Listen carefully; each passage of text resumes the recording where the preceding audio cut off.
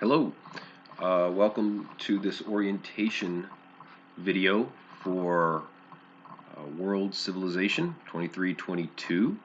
The goal that I want to accomplish with this video is to give you a general overview of what to expect in the course, introduce myself to you, and, kind of complement some of the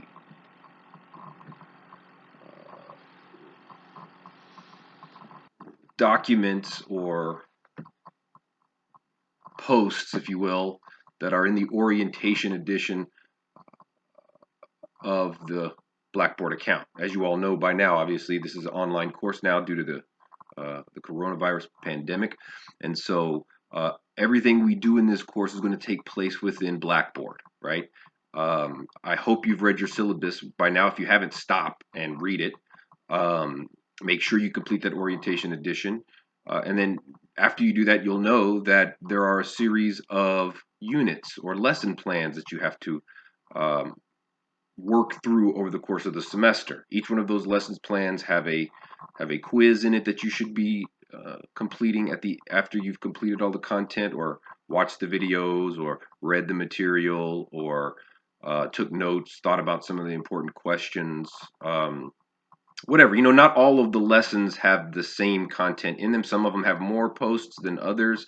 They all will have a quiz. They all will have a discussion board section, and then they'll have various what we call open educational resources for you to work through in order to help you grasp some of the key concepts of this course, right? And you have some bullet points on your syllabus about what you should expect to learn from this course, right? And how we're going to go about doing it. So I don't want to repeat everything that you get from your syllabus, but I do want to complement some of the things that I say in there, give you some general overviews, and get you some important information that I hope will prepare you to be successful in this course, which I think is a part of my job as a historian. I've been teaching here at TCC now full-time for 11 years. I was a part-time professor for a couple of years prior to that. And throughout that whole experience, I kind of came up with this idea that I'm not just a history professor. I'm also a professor, life lessons coach, so to speak. I see that as part of the community college professor's job, to prepare you for the next stage of your academic career. My goal for every one of you is to go get a bachelor's degree. Finish your stuff over here and move on to the next level. That's what I hope all of you want to do, unless you're in some sort of terminal degree plan here at our college because you have a specific skill set that you need to get taken care of to get a job. I understand that. But other than that, I think you all are capable of going to that next level and receiving that bachelor's degree. I have 2 bachelor's degrees, one in philosophy, one in history, from UTA. Prior to that, I was a community college student myself, although I didn't get my associates. I transferred prior to achieving that. But after I got my bachelor's degrees at UTA, I moved on to a master's degree in world history from UTA. Then I moved on to a PhD in transatlantic history at UTA. So I got 14, 15 years of experience, college, under my belt. And I feel obligated to communicate to my students what I learned through that process and how I became a successful college student. Because, I graduated high school without ever reading a book in my entire life. I graduated high school as an athlete who was pushed through the system. I had no value in my mind that was revolved around studying history or studying anything for that matter. It wasn't until actually I got out of the community college and went and transferred to UTA that I fell in love with history and figured out what it is that I wanted to do with my life. And through that process, I've gained skills that I think helped me. So I want to give some of those skills to you. In the orientation section of this unit, we can go into a lot more details, like Amy Cuddy. There's a great YouTube clip on her that describes how you stand, how your mindset, how your body movements influence your mentality, right? If you're constantly hunkered down and you're thinking of yourself in these bad ways and you're not really You're making yourself small. You become small, but if you stand out and you try to take up more space, um, your body sends signals to your mind that makes you stronger, that makes you perform better. These are great skills to keep in mind before you go into a job interview, right? Go into the bathroom and kind of just stand up for a few minutes before you go in. You'll do a lot better. You'll perform a lot better. And to me, I think that's an important key for understanding success mindset. I promise you, uh, you you know I should say you won't be able to accomplish everything in the world or in life with a good mindset, right? I mean, if you're 4'1", uh, the chances are you're never going to dunk, no matter how much your mindset is preparing you to want to dunk, right? However, what I can tell you is that you can achieve anything better with a proper mindset than you would without, right? So you'll do better. Uh, you'll reach higher towards that goal. You may not dunk, but you will jump higher when your mindset is trying to achieve that goal, right? And so you can do anything better with a proper mindset than you would with a bad mindset. And I think that's what I want to impart with you in this. One of the key elements that I want to give you or convey to you in this video is approach this course with a proper mindset. Convince yourself that you want to be a historian. Tell yourself that this course is what you need to become a historian, and that's why you're here. Tell yourself that this is fun. Ensure that you're paying attention by telling yourself, getting yourself motivated, prepared. Tell yourself this is fun, this is interesting, this is what you want to do. And I've done really a lot to try to make it fun, right?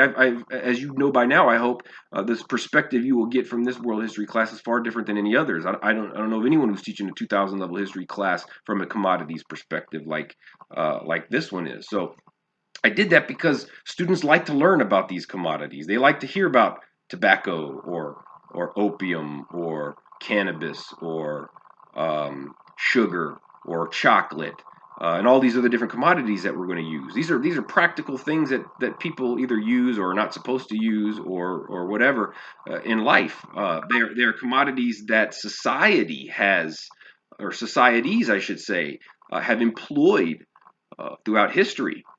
And when you tell history from the cultural perspective of a commodity, it's really interesting. So, for example, instead of having a unit on the age of exploration, we have a unit on cannabis, which was one of the most important commodities for the age of exploration, because those Europeans who were embarking upon the age of exploration after the Columbian moment, that'll be a term that you'll learn later on, 100 tons of hemp or more was needed to rig those ships that were going across the Atlantic. So we talk about the age of exploration through the lens of this commodity. Of course, we'll talk about other things through the lens of that commodity as well. But see, this is what I'm talking about. We have the position of a commodity. We describe what it is, and we tell stories through history from that lens.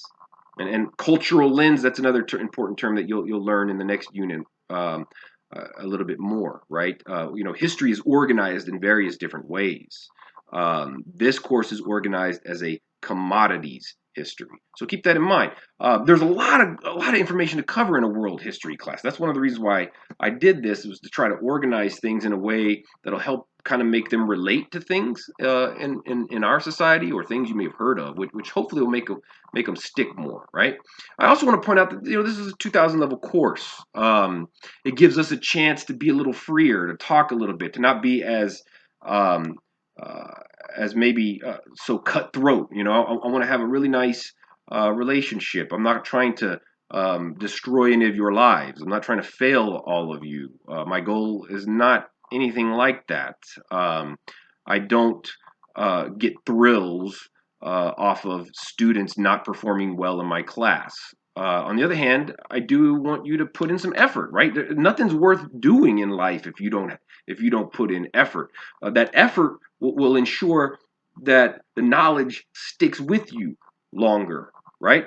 And you're paying money for this course. You want to get a good investment on that money. If for some reason college is one of the only things where people feel like They don't want to get a good investment for their money, right? You don't want to go buy a car and be like, hey, can you give me the worst car possible? Uh, and then hand over the money. No, you want to get the best car for the money you're about to pay, right? Same thing here. I want you to get the best amount of knowledge for the money that you're paying. Why is it that students feel like, oh well, let me pay and just let me just get a grade without learning anything? You're not getting your value for your money. Keep that in mind, right? In anything in life, not just education, but anything in life is important for you to understand that you don't want to just see it as in these ways. I also want to point out how uh, you know the relationship between the student and the professor should not be considered like a consumer and a product. The relationship is more profound than that. I care a lot more about you as a student than I care about the person I'm trying to make a transaction with, right? Um, I hope that you go off and be successful in life. In fact, I hope that you keep up with me and send me emails regularly over the course of your life to tell me what you're doing. I love those kinds of things. The student professor relationship is not the same as a uh, as a as a customer kind of uh, product relationship. And there's an essay, by the way, in this orientation unit from an old professor of mine in the philosophy department at UTA who pontificates a little bit more on this relationship, and I think it's valuable for you to read that. So yeah, let me move on then. What do you expect in this course? I think you should expect to learn. I think you should expect to have your mind opened and blown away like probably never before. That usually happens at this level of education where you haven't taken very many history courses, and perhaps the courses that you have taken were dull, maybe boring, or taught by a coach who was just trying to pass you out or pass you on, or whatever the case may be. Here you're going to get a chance to learn about history from a true historian, right? A true historian.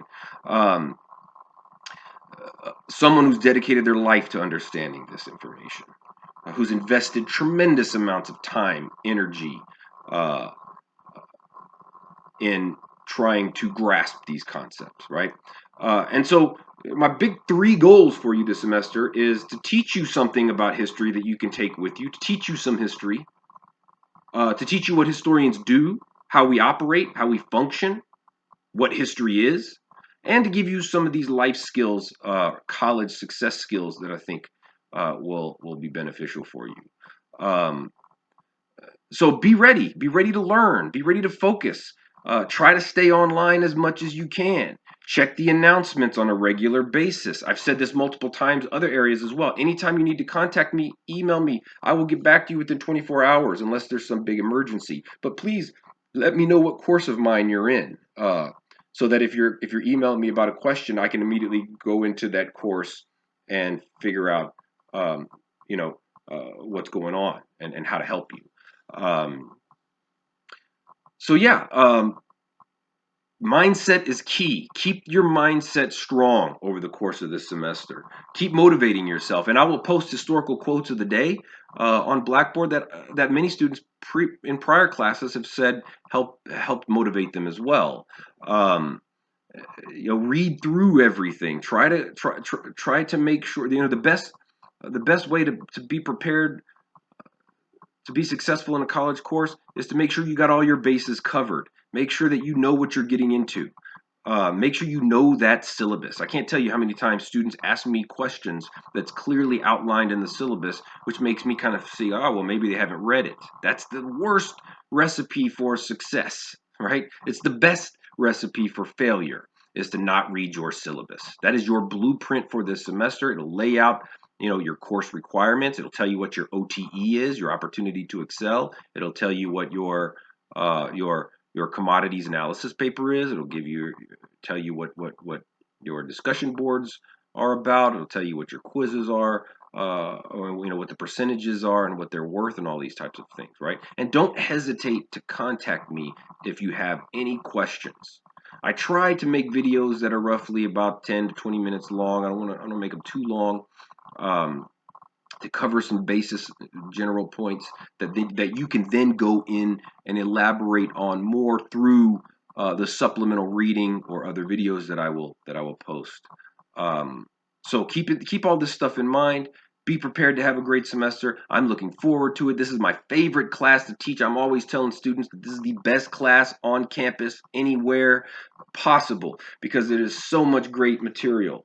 I'm an interdisciplinary type of person. I'm very fascinated with anthropology, very fascinated with biology. I love gardening. I'm an aquaponics expert. I like to say on campus we have an aquaponics system where grow I grow food in grow beds that are connected to a water tank where you feed the fish, and the fish excrement gets pumped into the rocks to create nutrients for the plants to grow. If you're interested in that, we can talk more about it. You'll hear me mentioning that in subsequent units over the course of the semester. I work with the biology department to try to create interdisciplinary studies and approaches to knowledge. So I got a vast array of interests all over the place, and my number one goal at the start of the semester for each of my courses is to respond to everybody's first orientation post, and I try to find something that you mention in your orientation post that I can relate to and describe or provide you information on.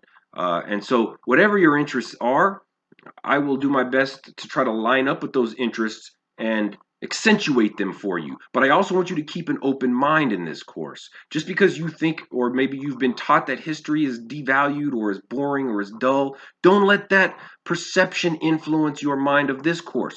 Come to this course with an open mind.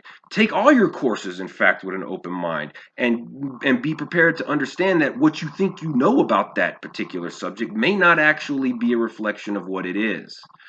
Because at the college level, one of the things that makes it so much more interesting than, say, high school is that you're not dealing with teachers who have content that the state has provided them, which they are required to provide you. You are dealing with experts who know their field, who are passionate about their field, and they are teaching you what you need to know to be successful in that field or to have information on that subject or that broad theme that the course is about. So keep all this stuff in mind. Be interested. Be ready, and I look forward to teaching you all.